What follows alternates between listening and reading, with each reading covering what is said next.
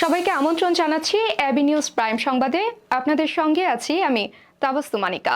শুরুতে জানিয়ে দিব সংবাদ শিরোনাম।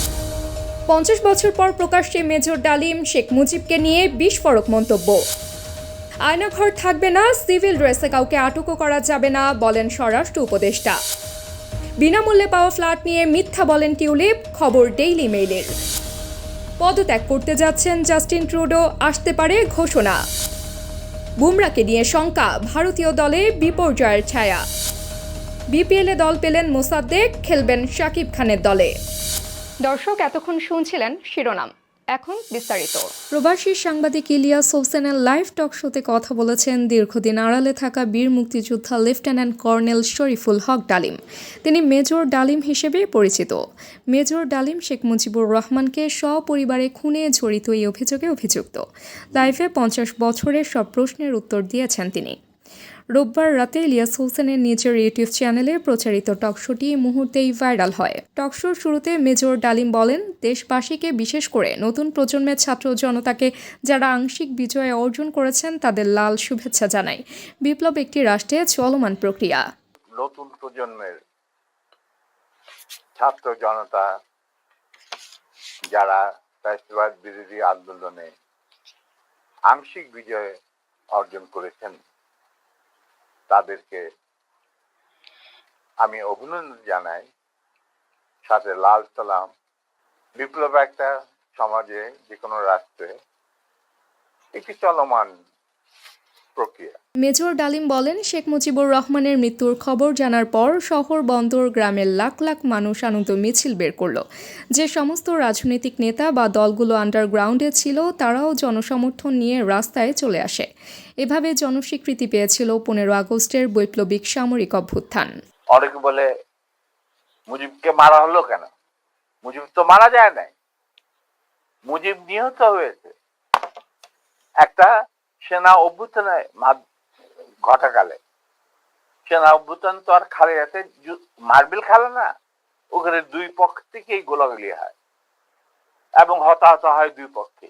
মুজিবের সেই মৃত্যুর খবর জানার পর আর বাকশালের পতনের খবর জানার পর লাখো লাখো লোক, মানে দেশের রাস্তা ঘাট, গঞ্জ, শহর, বন্দর, নগর, গ্রাম সবাই আনন্দ মিছিল বের করলো। আমরা তো এই সমস্ত লোকজনকে ডেকে নিয়ে আসিনি, স্বতঃস্ফূর্তভাবে লোকজন। আর যে সমস্ত রাজনৈতিক নেতা বা দলগুলো আন্ডারগ্রাউন্ড ছিল তারাও জনসমর্থন নিয়ে রাস্তায় চলে আসে। স্বরাষ্ট্র উপদেষ্টা লেফটেন্যান্ট জেনারেল জাহাঙ্গীর আলম চৌধুরী বলেছেন, আয়নাঘর বলে আর কিছু নেই। ডিবি কার্যালয়ে আয়নাঘর বা ভাতের হোটেল বলে কিছুই থাকবে না। আর ডিবি সিভিল ড্রেসে কাউকে আটকও করতে পারবে না। অবশ্যই ডিবিকে জ্যাকেট পরিধান ও আইডি কার্ড শো করতে হবে। সোমবার দুপুর 12:15টার দিকে ডিবি কার্যালয় পরিদর্শন শেষে আয়োজিত এক বিশেষ সংবাদ সম্মেলনে তিনি এসব কথা বলেন। আয়নাঘর বলতে কোনো কিছু থাকবে না, এখানে কোনো ভাতের হোটেলও থাকবে না। ডিবিদের ক্ষেত্রে এইও বলা হয়েছে যে এরা সিভিল ড্রেসে কাউরে অ্যারেস্টও করবে না, তাদের জ্যাকেট অবশ্যই পরিধান করতে হবে, তাদের আইডি কার্ড শো করতে হবে। যুক্তরাজ্যের সিটি মিনিস্টার টিউলিপ সিদ্দিককে লন্ডনে একটি ফ্ল্যাট উপহার দিয়েছিলেন আওয়ামী লীগের সঙ্গে ঘনিষ্ঠ এক ব্যবসায়ী। অথচ 2 বছর আগে টিউলিপ দাবি করেছিলেন তার বাবা মা তাকে এই ফ্ল্যাট কিনে দিয়েছেন। এমনকি এই বিষয় নিয়ে প্রশ্ন করায় আইনি পদক্ষেপ নেওয়ার হুমকিও দিয়েছিলেন টিউলিপ। রোববার এক প্রতিবেদনে এই তথ্য জানিয়েছে ব্রিটিশ সংবাদ মাধ্যম ডেইলি মেল। টিউলিপ সিদ্দিকের ফ্ল্যাট বিতর্ক নিয়ে বিস্তারিত দেখুন ডেস্ক রিপোর্টে।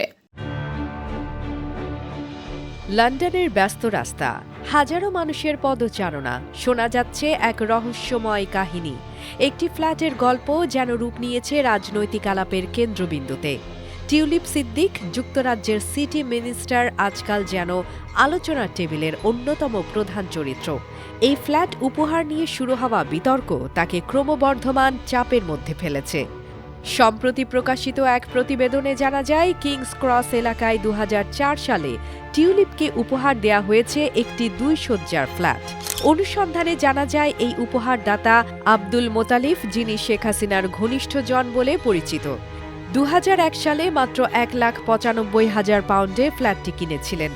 এই খবর প্রকাশের পর থেকেই টিউলিপের বিরুদ্ধে দুর্নীতির অভিযোগ ওঠে, যদিও তিনি এই বিষয়টি অস্বীকার করেছেন।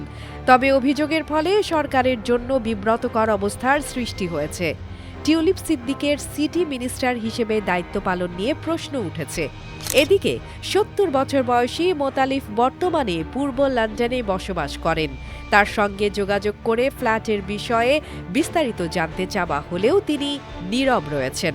সম্প্রতি এই বিতর্কের ফলে টিউলিপের রাজনৈতিক ক্যারিয়ারে নতুন এক অধ্যায়ের সূচনা হলো। এখন দেখার বিষয়, এই পরিস্থিতি তার ভবিষ্যৎকে কিভাবে প্রভাবিত করে। AB news desk report. কানাডার প্রধানমন্ত্রী জাস্টিন ট্রুডো দীর্ঘদিন ধরেই রাজনৈতিক চাপের মুখে ছিলেন এবং দেশের রাজনীতিতে অনেকটা কোণঠাসা হয়ে পড়েছেন। বিরোধীরা তো বটেই, তার নিজ দলের মধ্য থেকেও তার পদত্যাগের দাবি উঠেছে। এমন পরিস্থিতিতে শোনা যাচ্ছে তিনি সোমবার পদত্যাগের ঘোষণা দিতে চলেছেন। কানাডার প্রধান সংবাদ মাধ্যম গ্লোব অ্যান্ড মেইলের প্রতিবেদনে বলা হয়েছে, বেশ কিছু সূত্রের বরাতে ট্রুডো সোমবারের মধ্যে তার পদত্যাগের কথা ঘোষণা করতে পারেন। বার্তা সংস্থা রয়টার্সও এই তথ্য নিশ্চিত করেছেন। কানাডার প্রধানমন্ত্রী অফিস এই বিষয়ে মন্তব্যের জন্য কোনো উত্তর দেয়নি। তবে সংবাদ মাধ্যমের প্রতিবেদনে আরও বলা হয়েছে, ট্রুডো এখনই তার পদত্যাগ করবেন নাকি নতুন নেতা নির্বাচিত হওয়া পর্যন্ত প্রধানমন্ত্রীর দায়িত্বে থাকবেন তা এখনও স্পষ্ট নয়। অস্ট্রেলিয়ার বিপক্ষে সিরিজে ভারতের মূল ভরসা ছিলেন জসপ্রীত বুমরাহ। সিডনির শেষ টেস্টের দ্বিতীয় ইনিংসে তার অনুপস্থিতি অনেককেই অস্ট্রেলিয়ার সহজ জয় হিসেবে দেখছেন। সিরিজের শেষ ইনিংসে বল না করেও বুমরাহ অর্জন করেছেন 32 উইকেট, হয়ে উঠেছেন সিরিজ সেরা। তার পিঠের চোটই ছিল প্রধান প্রতিবন্ধকতা। প্রথমে জানা গিয়েছিল ব্যথা কমলে মাঠে ফিরবেন এই প্রতিভাবান পেসার, কিন্তু শেষ পর্যন্ত চোটের কারণে তাকে বল করতে দেখা যায়নি। ভারতীয় দলের পরবর্তী সিরিজ থেকেও বুমরাহর ছিটকে পড়া প্রায় নিশ্চিত। 22 জানুয়ারি শুরু হতে যাচ্ছে ইংল্যান্ডের বিপক্ষে ভারতের হোম সিরিজ। এই সিরিজে 5টি টি-20 এবং 3টি ওয়ানডে ম্যাচ থাকবে। সেখানে টি-20 সিরিজে বুমরাহর অনুপস্থিতি প্রায় নিশ্চিত। বাংলাদেশ প্রিমিয়ার লিগে চলমান আসরে মোসাদ্দেক হোসেন দল না পাওয়ায় যে বিতর্ক ও সমালোচনার সৃষ্টি হয়েছিল, অবশেষে সেই অধ্যায়ের সমাপ্তি ঘটল। ঢালিউড সুপারস্টার শাকিব খানের মালিকানাধীন ঢাকা ক্যাপিটালস দলে অন্তর্ভুক্ত করেছে অভিজ্ঞ অলরাউন্ডার মোসাদ্দেক হোসেন সৈকতকে। সিলেট পর্বেই মাঠে নামতে পারেন এই 29 বছর বয়সী ক্রিকেটার। তাকে অন্তর্ভুক্ত করার বিষয়টি নিশ্চিত করেছে ঢাকা ক্যাপিটালস ম্যানেজমেন্ট, যেখানে জানা গেছে আসিফ হাসানের বদলি হিসেবে দলে ফেরানো হয়েছে মোসাদ্দেককে। দর্শক, এতক্ষণ আমাদের সঙ্গে থাকার জন্য ধন্যবাদ। সর্বশেষ সংবাদ পেতে ভিজিট করুন আমাদের ওয়েবসাইট www.abnewsinternational.com এ। সেই সঙ্গে নিয়মিত ভিডিও নিউজ পেতে আমাদের ফেসবুক পেজ ও ইউটিউব চ্যানেলে চোখ রাখুন।